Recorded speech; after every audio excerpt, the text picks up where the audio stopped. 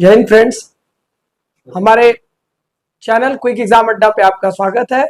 और ये MCQ series की लेक्चर नंबर 3 का वीडियो आज मैं आपके सामने रख रहा हूँ। यहाँ पर हम कुछ प्रीवियस ईयर्स के क्वेश्चंस को, जैसा कि आप जानते हैं, कि अटेम्प्ट कर रहे हैं।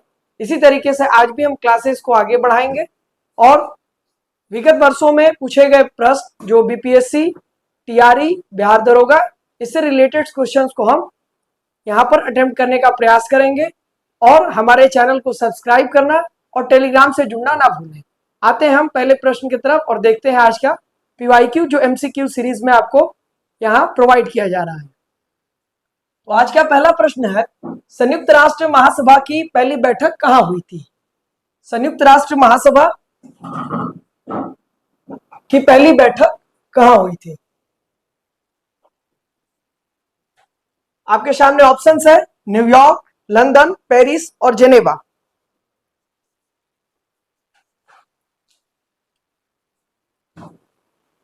इसका जो राइट आंसर है वो है लंदन। लंदन में यूएन जनरल असेंबली जिसको हम कहते हैं, ये इसमें हर वो देश जो यूनाइटेड नेशन के सदस्य होते हैं, ये करीब अभी 193 जो देश इसके सदस्य के रूप में नामित है। तो सवाल नंबर 1 का जो आंसर है वो लंदन में। लंदन में सबसे पहले क्या हुई? संयुक्त राष्ट्र महासभा की पहली बैठक संपन्न की गई। प्रश्न नंबर 2 की तरफ चलते हैं।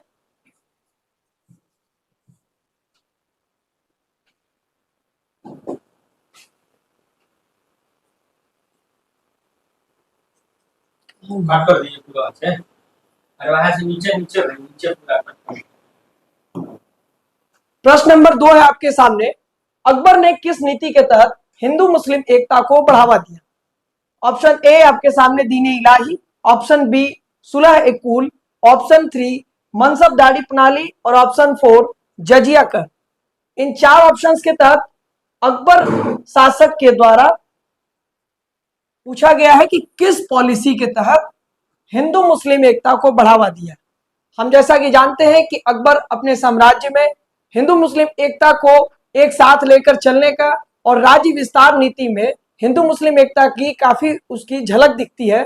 और ये झलक उनके सहिष्णु काम और प्रशासन में उच्च पदों को, खास करके हिंदू वर्ग में उच्च पदों को दिया गया ताकि इस शासन व्यवस्था को बढ़ावा मिल सके, और शासन व्यवस्था काफी कारगर भी हुई थी। तो पूछ रहा है कि किस पॉलिसी के तहत इन 4 में से अकबर के द्वारा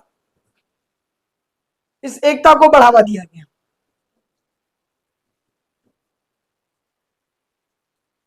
तो इसका जो राइट आंसर है वो है सुलह-ए-कुल। सुलह-ए-कुल नामक जो नीति थी, इसके द्वारा अकबर ने हिंदू मुस्लिम एकता को बढ़ावा दिया गया। प्रश्न नंबर 3 की तरफ चलते हैं। सिख साम्राज्य में मिसल क्या थी? आपके सामने ऑप्शंस, सिख साम्राज्य में मिसल नामक जो एक चीज है वो क्या थी? सैन्य संगठन थी, धार्मिक समूह थी, प्रशासनिक इकाई थी या व्यापारिक गिल्ड? इसको आप अटेम्प्ट करने का प्रयास करें।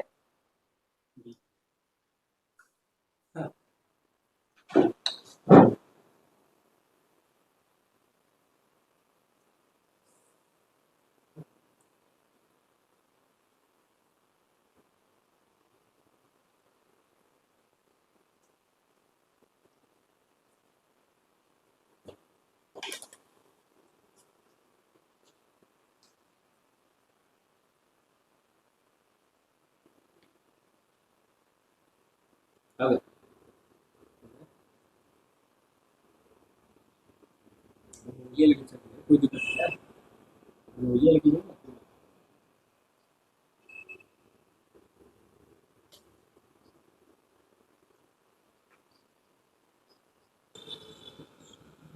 तो जहां तक मिसल है जो, वो एक सैन्य संगठन के रूप में,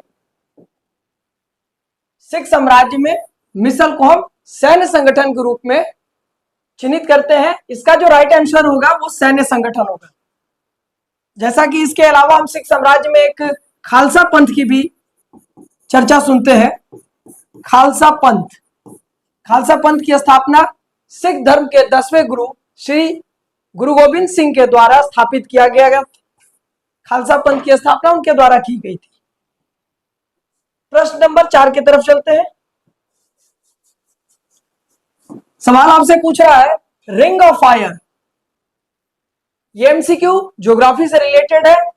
रिंग ऑफ फायर निम्न में से किससे संबंधित है? ऑप्शन ए आपके सामने ज्वालामुखी और भूकंप, ऑप्शन बी समुद्री धाराएं, ऑप्शन सी तूफान और चक्रवात, ऑप्शन डी मरुस्थल गठन।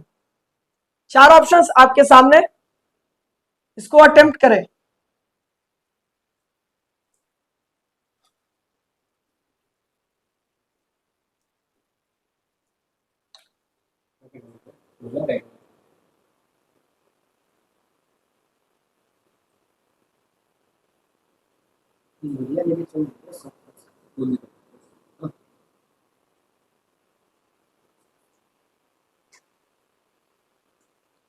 रिंग ऑफ फायर, यहां पर ऑप्शन हम ए इसका राइट आंसर होगा। ज्वालामुखी और भूकंप के जो क्षेत्र है, खास करके प्रशांत महासागर के रीजन में, जिसको हम पैसिफिक ओशियन भी कहते हैं, पैसिफिक ओशियन का बड़ा हिस्सा जो रिंग ऑफ फायर के अंतर्गत आता है वो ज्वालामुखी वाला क्षेत्र और खास करके भूकंप वाला क्षेत्र।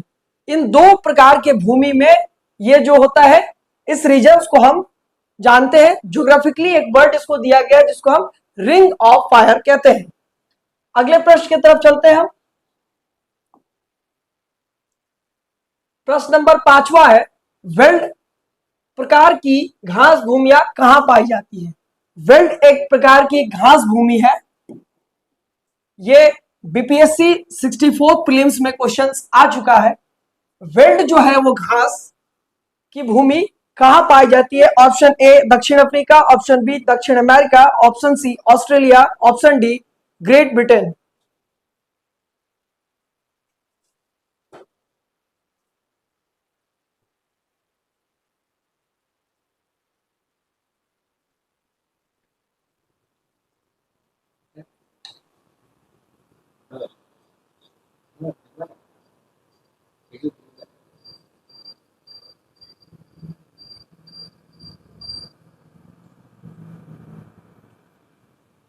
तो इसका जो राइट आंसर है वो दक्षिण अफ्रीका।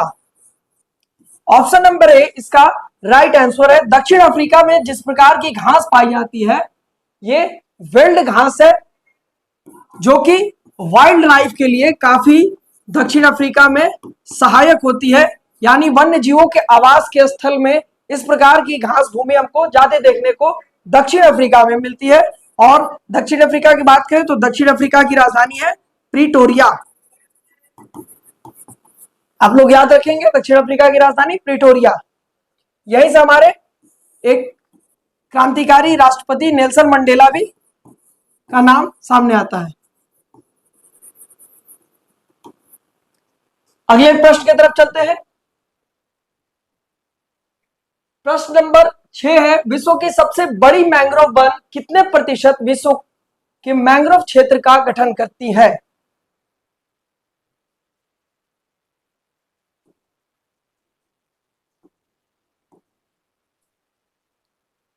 जो मैंग्रोव वन है वो पूरे विश्व का क्षेत्र का कितना प्रतिशत जो ज्योग्राफिकल एरिया घेरती है? इस सवाल का पूछने का मेन तात्पर्य, और यह सवाल बीपीएससी 64वें प्रीलिम्स में भी आ चुका है। आप इसको अटेम्प्ट करें।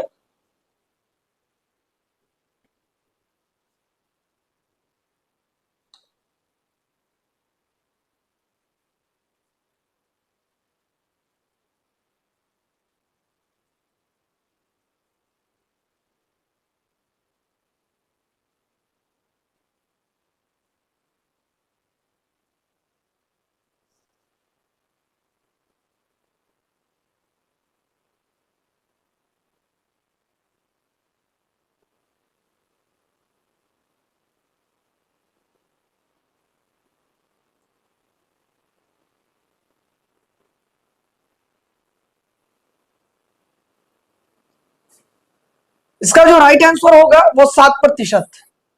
पूरी दुनिया का जो मैंग्रोव वन का प्रतिशत है, वो मैंग्रोव क्षेत्र का वो है 7% के करीब मैंग्रोव वन पूरी दुनिया में इसकी फैलाव है। अगले प्रश्न की तरफ चलते हैं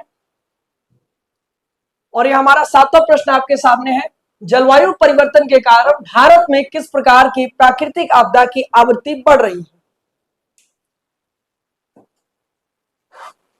क्लाइमेट चेंजेस के जो भी हम प्रभाव आजकल देख रहे हैं अपने समय में, तो इस सवाल का कहने का तात्पर्य है कि जो भी क्लाइमेट चेंजेस हो रहे हैं पिछले विगत वर्षों में, उसमें हम कह रहा है कि भारत में इसका क्या प्रभाव हो रहा है, इससे कौन सी जो है वो प्राकृतिक आपदा,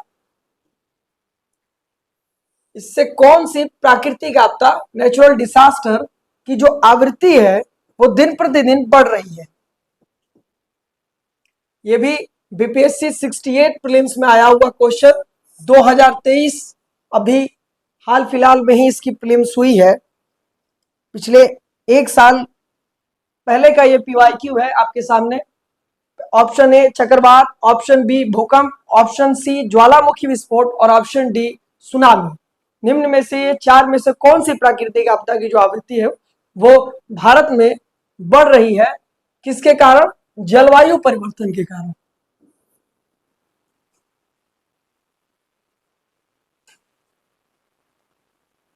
इसका जो राइट आंसर होगा वो ऑप्शन नंबर ए चक्रवात।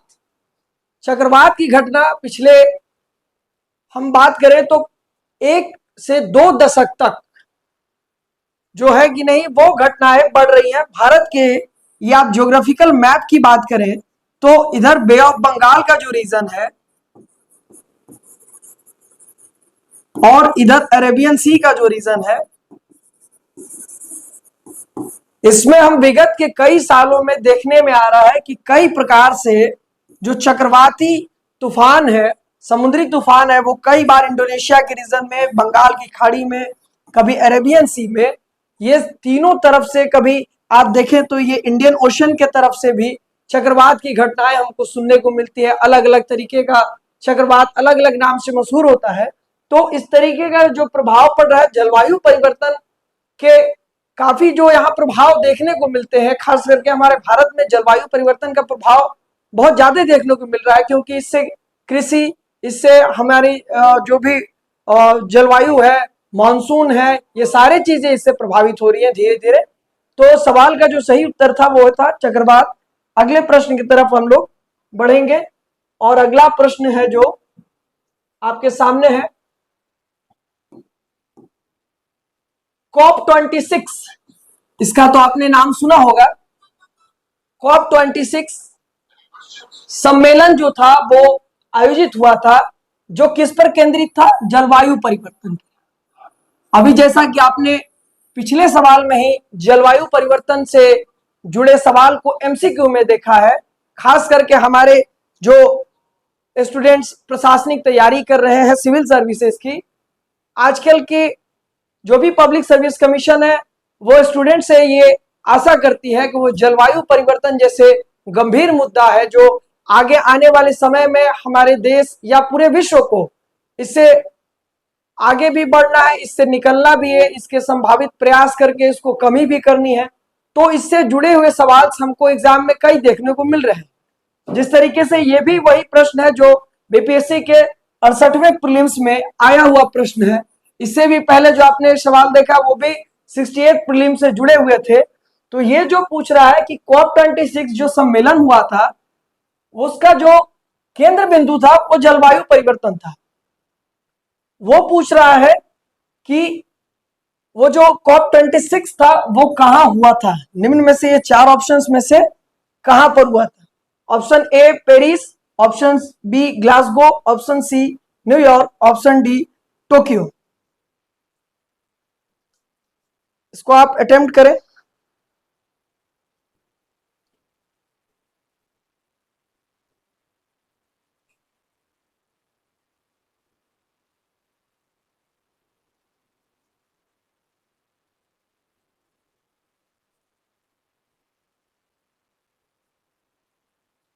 तो इसका जो राइट आंसर होगा वो है ग्लासगो, स्कॉटलैंड। ग्लासगो स्कॉटलैंड में COP26 का जो सम्मेलन हुआ वो जलवायु परिवर्तन पर केंद्रित था और इसका जो सम्मेलन स्थल है वो ग्लासगो शहर है, स्कॉटलैंड में पड़ता है। इसका राइट आंसर है। अगले प्रश्न की तरफ हम रुख करते हैं। जो 9वां प्रश्न है हमारा वो आपके स्क्रीन के सामने है। भारत में हरित भारत मिशन का मुख्य उद्देश्य क्या है?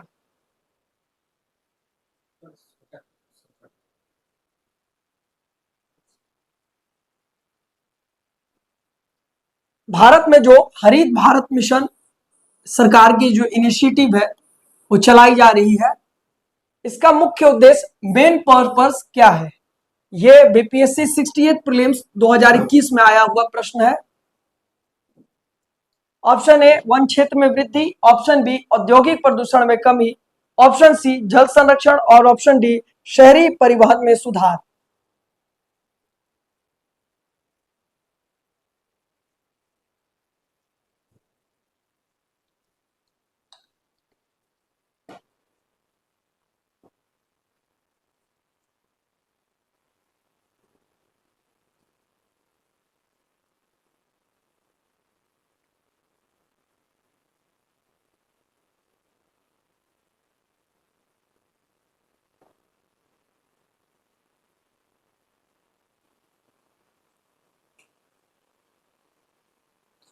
तो इसका जो राइट आंसर है वो हरित भारत मिशन वन क्षेत्र में वृद्धि के लिए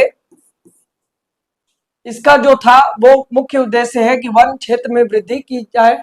वन क्षेत्र हम जिस तरीके से देख रहे हैं कि आज बढ़ती हुई जनसंख्या के चलते सबसे ज्यादा जो प्रभावित होने वाला चीज है वो वन है, क्योंकि वन से हमें कई प्रकार के कच्चे पदार्थ, वन का कटान करने से हमें, जैसे बढ़ती हुई जनसंख्या को देख रहे हैं तो हमें रहने के लिए घर चाहिए, तो इसके लिए जो आबादी बढ़ रही है जिस वजह से वन की हम महत्ता समझे तो कम कर रहे हैं, दिन प्रतिदिन इसको हम कटाई कर रहे हैं, तो इसलिए सरकार को एक स्टेप उठाना पड़ा है जिसका नाम हरित भारत मिशन है, जिसका प्रमुख जो लक्ष्य है कि वन क्षेत्र में वृद्धि की जाए।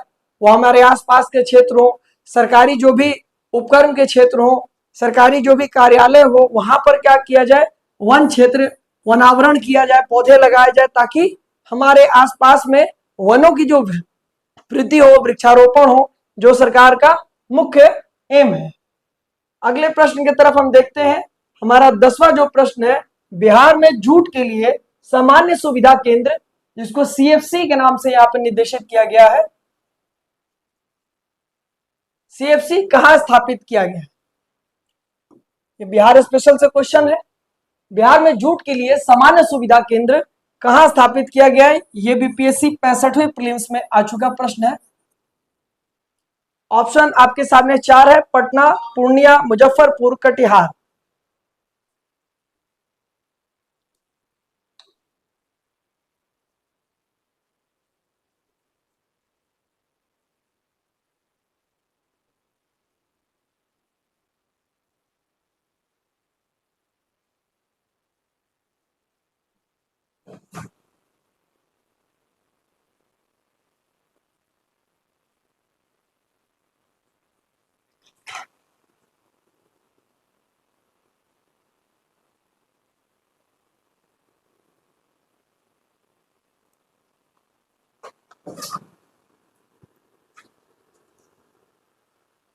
तो इसका जो राइट आंसर है वो है पूर्णिया।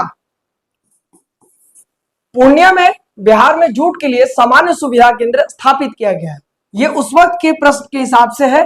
अभी हमारे कटिहार में भी क्या हुआ है, सरकार का, बिहार सरकार के द्वारा कटिहार में भी क्या किया गया है, ये जो आपको जूट के लिए जो सामान्य सुविधा केंद्र है वो कटिहार में भी अब स्टैब्लिश कर दिया गया है। इसके अलावा दरभंगा में भी किया गया है।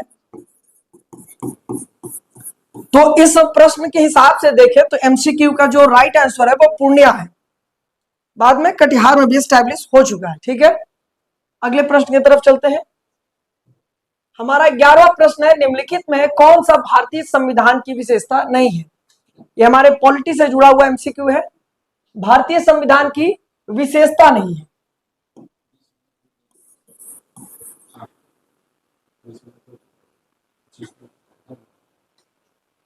ऑप्शन ए संघीय ढांचा, ऑप्शन बी संसदीय शासन प्रणाली, ऑप्शन सी राष्ट्रपति निषेध शक्ति, ऑप्शन डी न्यायिक पुनर्वालोकन। जल्दी जल्दी टाइम। तो इसका जो राइट आंसर होगा वो राष्ट्रपति निषेध शक्ति ऑप्शन नंबर सी होगा। हम जैसा कि देखते हैं संघीय ढांचा भी हमारे पास है, क्योंकि यहां पर केंद्र और राज्य की दोनों शासन व्यवस्था है, तो ये हमारा संघीय ढांचा को निर्देशित करता है। संसदीय शासन प्रणाली भी है, यहाँ 2 संसद है और संसद के 2 हाउसेस है, एक अपर हाउस एक लोअर हाउस। न्यायिक पूर्वानुलोकन है, जिसको हम कहते हैं जुडिशियल रिव्यू, यानी अगर संसद द्वारा कोई कानून बनाया जाता है और लगता है जनता के विरोध के बाद कि इस कानून की समीक्षा करनी चाहिए, तो जो भी लोअर कोर्ट्स के द्वारा दिए गए डिसीजंस होते हैं, अपर कोर्ट फिर क्या करती है, जुडिशियल रिव्यू करती है कि वो कानून सही में संविधान के अनुकूल है या नहीं है। इस प्रकार वो जुडिशियल रिव्यू का पावर रखती है। तो ये तीनों हमारे हैं, विशेषता नहीं है पूछ रहा है, तो राष्ट्रपति निषेध शक्ति यहां का जो होगा वो राइट आंसर होगा। अगले प्रश्न की तरफ हम बढ़ते हैं। 12वां प्रश्न हमारा है 86वां संविधान संशोधन 2002 ने किस मौलिक अधिकार को संविधान में शामिल किया। जो हमारा 86 अमेंडमेंट हुआ था वो याद रखें 2002 में हुआ था। पूछ रहा है वो जो संविधान संशोधन हुआ उसका जो मेन उद्देश्य क्या था, क्या उसको संशोधन करने के बाद संविधान में ऐड किया गया। इसको आप ऑप्शंस आपके सामने है, अटेम्प्ट करें।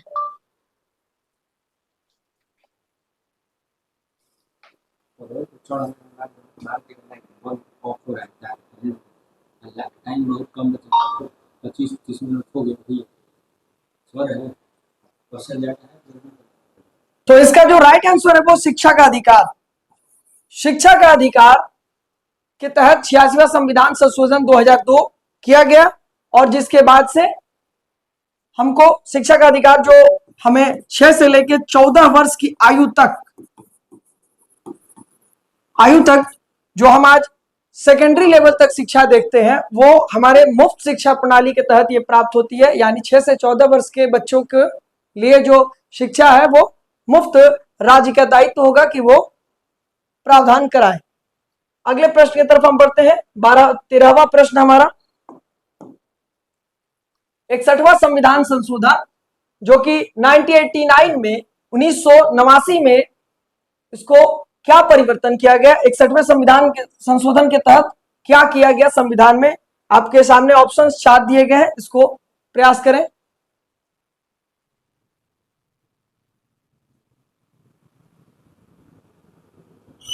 इसका जो राइट आंसर होगा वो मतदान की आयु 21 वर्ष से घटाकर 18 वर्ष कर दी गई।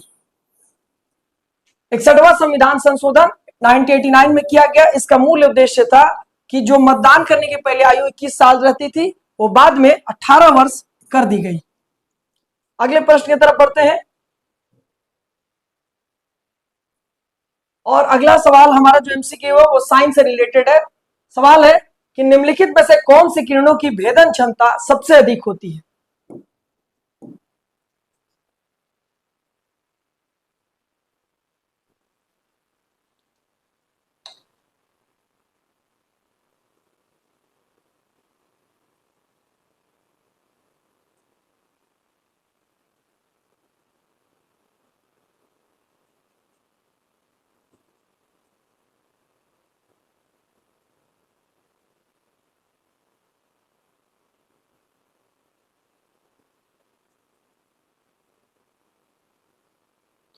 इसका जो राइट आंसर होगा वो है गामा किरण।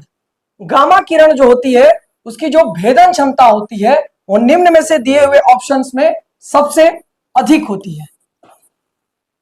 अगले प्रश्न की तरफ बढ़ते हैं। अगला सवाल हमारे एमसीक्यू पीवाईक्यू से, विश्व का सबसे तेज सिंगल शॉट माइक्रोस्कोप। सवाल का मुख्य जो सब्जेक्ट है वो माइक्रोस्कोप है, वो सिंगल शॉट किस संस्था ने विकसित किया है। Option A MIT, option B Stanford विश्वविद्यालय, ऑप्शन सी हार्वर्ड विश्वविद्यालय, option D California Institute of Technology. इसका जो राइट आंसर होगा वो option D California Institute of Technology के द्वारा सबसे तेज अभी तक के विश्व का सिंगल शॉट माइक्रोस्कोप को डिजाइन किया गया है, इसका आविष्कार किया गया है। अगले प्रश्न की तरफ बढ़ते हैं। 16वां प्रश्न हमारा है, एजोला निम्नलिखित में से किस फसल के लिए मिट्टी की उर्वरता बढ़ाता है? ऑप्शन आपके सामने, चावल की खेती, ऑप्शन बी गेहूं की खेती, ऑप्शन सी जौ की खेती और ऑप्शन डी उपयुक्त में से एक से अधिक। एजोला है जो वो किस फसल की मिट्टी की उर्वरता को बढ़ाता है? फर्टिलिटी ऑफ सॉइल इनमें से किसके लिए है?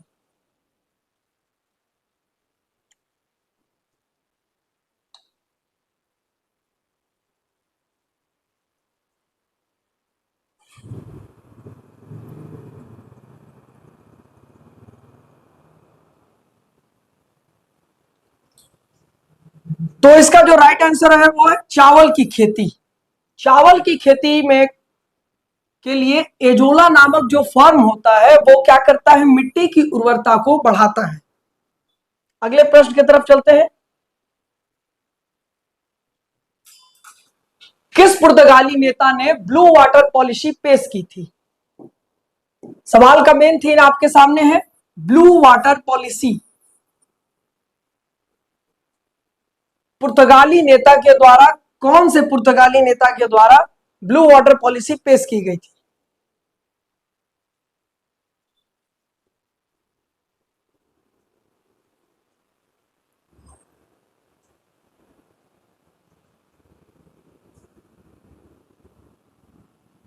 इसका जो राइट आंसर है वो option number B Francisco de Almeida.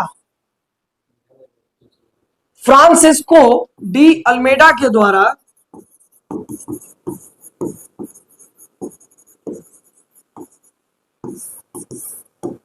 ये पुर्तगाल के एक कहिए तो नेता के रूप में थे जिन्होंने अपने कार्यकाल के समय ब्लू वाटर पॉलिसी को लागू किया था।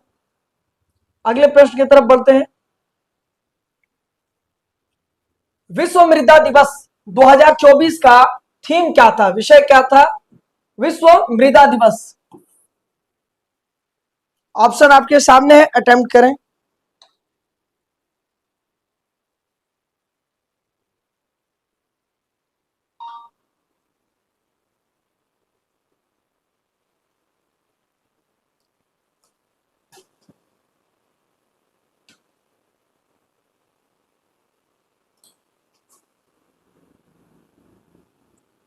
इसका जो राइट आंसर होगा वो ऑप्शन नंबर डी मृदा की देखभाल, माप, निगरानी और प्रबंधन।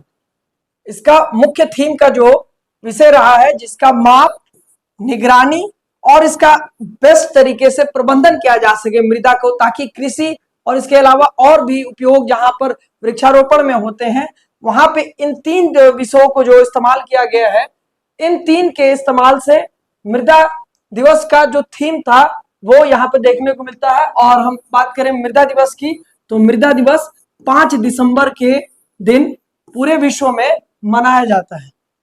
अगले प्रश्न की तरफ हम बढ़ते हैं। प्रश्न नंबर 19 आ चुका है।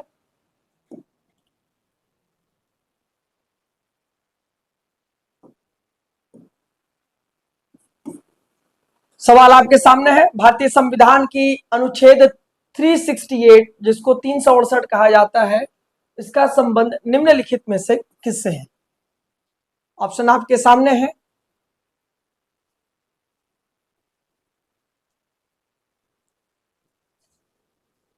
इस सवाल का जो राइट आंसर है वो ऑप्शन नंबर बी संविधान संशोधन की प्रक्रिया।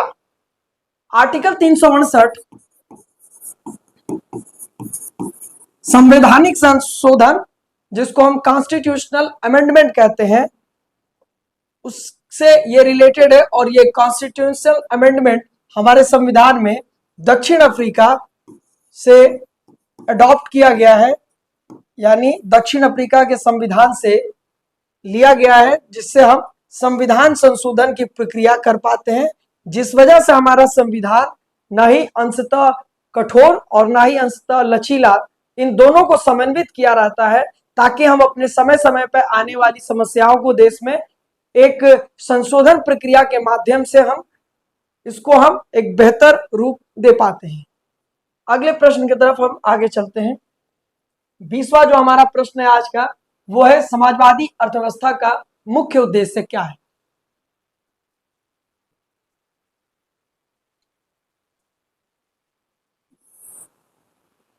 जैसा कि हम जानते हैं कि हमारे पूरे विश्व में 3 प्रकार के अभी तरीके के हैं कि समाजवादी अर्थव्यवस्था, एक पूंजीवादी अर्थव्यवस्था और एक मिश्रित अर्थव्यवस्था। 3 प्रकार की अर्थव्यवस्था अभी प्रचलित है।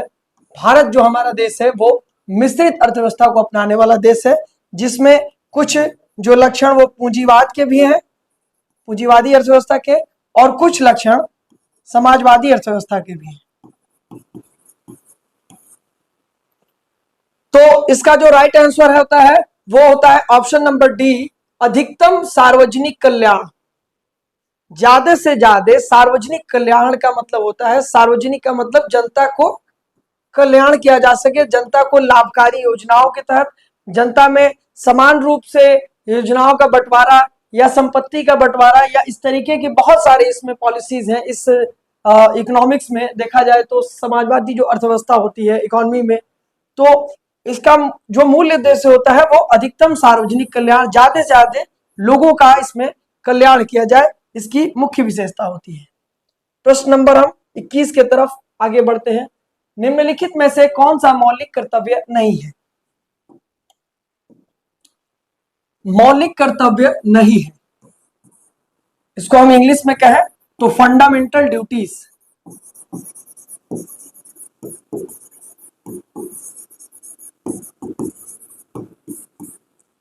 फंडामेंटल ड्यूटीज के नाम में जानते हैं, निम्न में से कौन सा नहीं है? इसका जो राइट आंसर होगा वो ऑप्शन सी, मुफ्त कानूनी सहायता प्रदान करना, जिसको हम इंग्लिश में कहते हैं free legal aid, free legal aid services.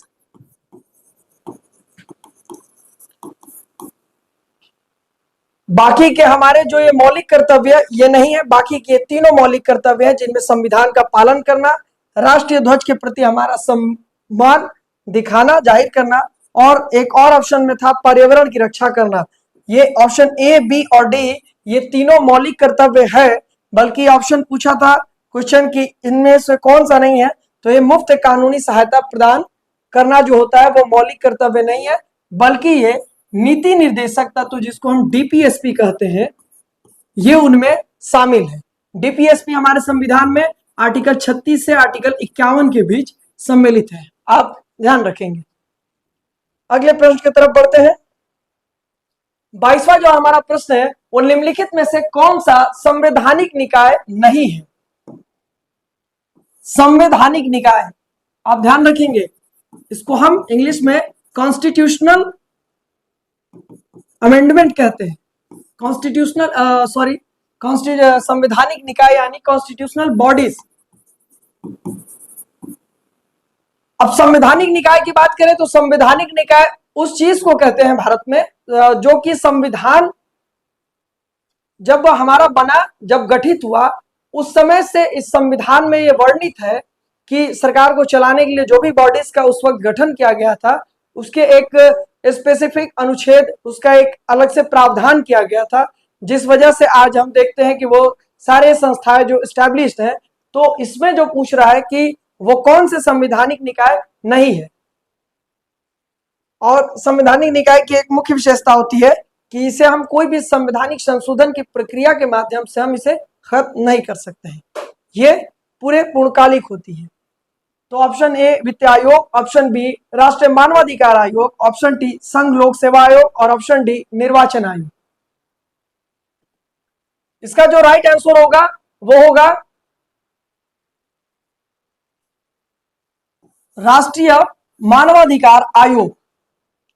इसका हमारा संविधान में गठन एक परामर्शदात्री आयोग के रूप में है। इसका काम है कि समय समय पर एक सरकार को या इसके जो भी नोडल एजेंसीज है उनको ये एक तरीके का सलाह, एक राय मशवरा करता है कि मानवाधिकार से जुड़े मुद्दे को ये वहां पर रेखांकित करता है, अपने मुद्दे को रखता है। बाकी के हमारे जो भी संघ लोक सेवा आयोग जिसको यूपीएससी कहते हैं, निर्वाचन आयोग, इलेक्शन कमीशन और वित्त आयोग, फाइनेंस कमीशन, ये हमारे आर्टिकल 280 में फाइनेंस कमीशन, यूपीएससी 315 में और निर्वाचन आयोग आर्टिकल 324 के अंतर्गत हमारे संविधान में इसको जो उपबंध किया गया अनुच्छेद के तहत। अगला प्रश्न आपके सामने, निम्नलिखित में कौन सा मौलिक अधिकार केवल भारतीय नागरिकों के लिए उपलब्ध है? यहां मौलिक अधिकार, फंडामेंटल राइट्स की बात की गई है, केवल भारतीय नागरिकों के लिए उपलब्ध है। ये गैर भारतीय नागरिक जो विदेशी कहलाए इनके लिए उपलब्ध नहीं है। ऑप्शन ए जीवन और व्यक्तिगत स्वतंत्रता का अधिकार, ऑप्शन बी अभिव्यक्ति की स्वतंत्रता, ऑप्शन सी संवैधानिक उपचारों का अधिकार, ऑप्शन डी शोषण के खिलाफ अधिकार।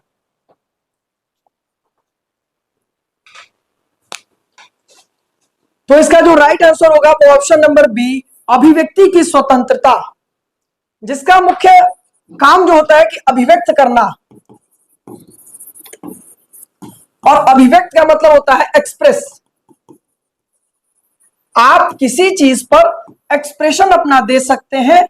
ये आप जब देश के नागरिक रहिएगा, जब आप भारतीय रहिएगा, तब आप उस पर अपना व्यक्तित्व, अपना एक्सप्रेशन, अपना क्रिटिसाइज कुछ भी कर सकते हैं। जैसे आज हम लोग अपने सरकार या राज्य की सरकार हुई या केंद्र की सरकार हुए, उनके जो कामों की अवहेलना करते हैं, निंदा करते हैं, ये अधिकार तभी हमको मिला है जब हम भारत के नागरिक हैं, क्योंकि ये हमारी सरकार हमारे द्वारा चुनी गई होती है, जिस वजह से हमको ये अधिकार मिलता है कि सरकार के जो गलत पॉलिसीज हैं, गलत जो नियम अगर बना दिए जाते हैं जो जनता के अनुकूल नहीं है, तो वो जनता विरोध प्रदर्शन करने के लिए अपने को अभिव्यक्त करती है।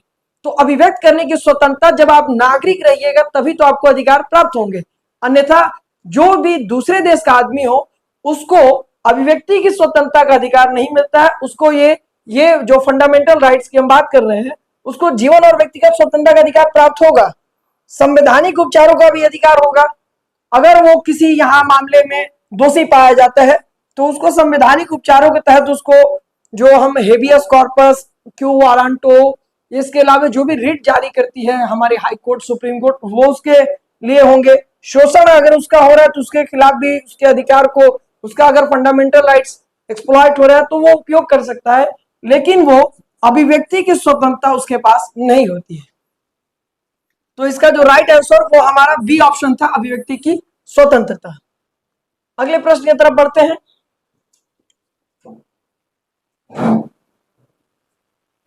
ऑप्शन प्रश्न है जो आपके सामने वो है पीतल। पीतल का मुख्य घटक क्या है, यानी किस चीज से मिलकर पीतल के जो मेन एलिमेंट्स क्या है, वो किस चीज से पीतल का निर्माण होता है, आप बताएं।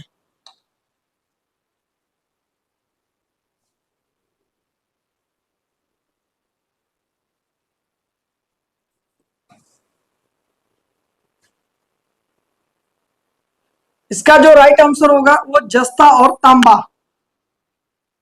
पीतल को जस्ता और तांबा यानी कॉपर और जिंक, इन दो के मिलने से पीतल का निर्माण होता है। पीतल को इंग्लिश में हम ब्रास कहते हैं।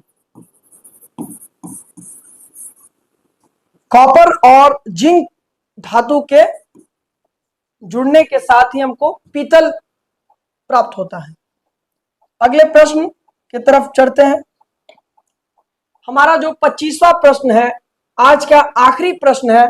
25 क्वेश्चन के हमने आज सीरीज तैयार की थी। क्लासेस जो पिछले 1-2 दिन से रक्षाबंधन को लेकर डिस्टर्ब हो गई थी, तो इस वजह से मैंने क्वेश्चन का दायरा, जैसा कि आपको पहले क्लास में ही कहा था, कि मैं प्रश्नों को धीरे धीरे बढ़ाता चलूंगा और जिस तरीके से आज आप देख पा रहे हैं कि 25 क्वेश्चन की सीरीज आप पीवाईक्यू एमसीक्यू रूप में देख रहे हैं, तो ये 25वां क्वेश्चन और आखिरी क्वेश्चन आपके सामने है। निम्नलिखित में कौन सा जैन धर्म का सिद्धांत है? जैन धर्म का जो क्या सिद्धांत है इन 4 ऑप्शंस में से? आपके सामने ऑप्शंस है, इसको आप अटेम्प्ट करने का प्रयास करेंगे।